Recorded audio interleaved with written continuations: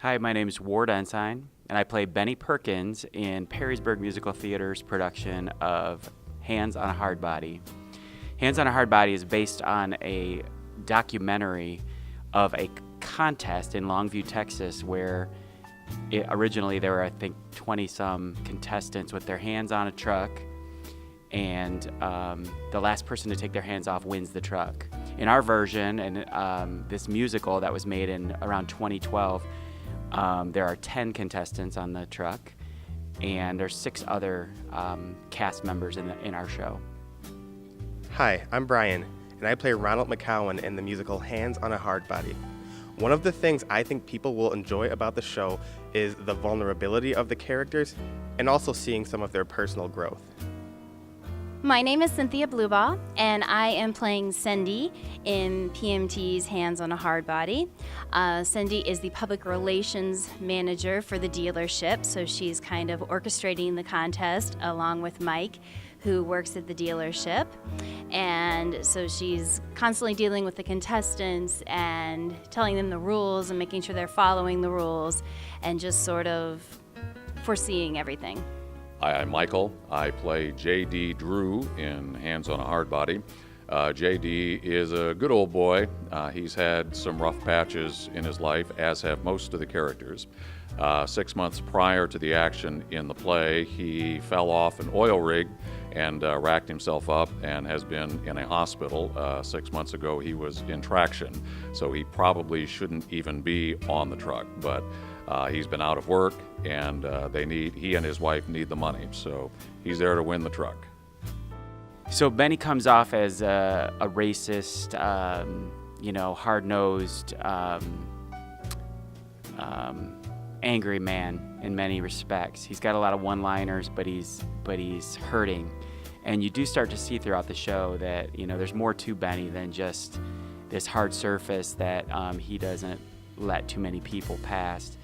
By the end of the show, you've seen his journey as to what's happened in his past and why he's got some pain, and he kind of works through it a little bit toward the end, and maybe the audience likes him a little bit by the end. It's interesting to see how the relationship between Benny Perkins and Ronald McCowan starts almost hate-filled between the two, and then they grow, and the show humanizes Benny, and then they get to understand that we both have struggles and we're both people, and it's just nice to see them grow. The show as a whole, everybody comes from a different background. There's a lot of different races and a lot of different maybe religious beliefs or financial situations, and you have 10 people on a truck that don't know each other, but they all have one common goal. And I think that ends up being a bigger message when you realize that we're all living life, we're all running the same race, and that we all have similar common goals.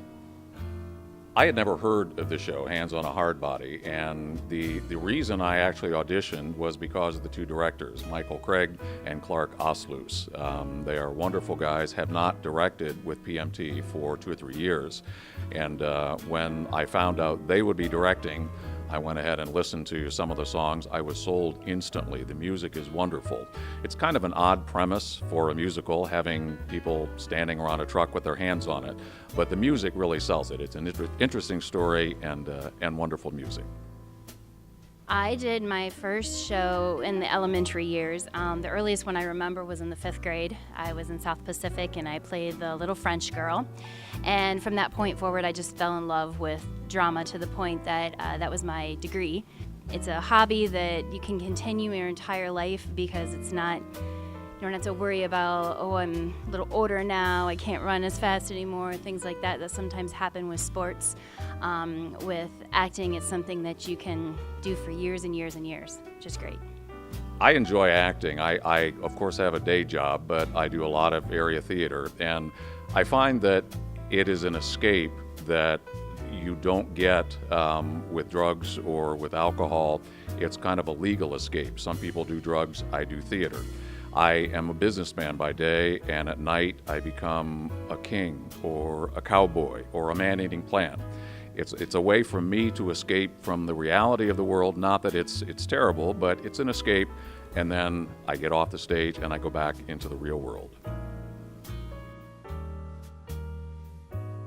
in our final number, we talk about how important it is, if you find something that you want, that you keep your hands on it. You don't really wait for it to come to you, but you find the importance of going after it, whether maybe it's a career or maybe traveling, or more importantly, someone that you may love. If you find something like that that you really care about, you keep your hands on it and you don't let go. And I think that's a very important message for all of us.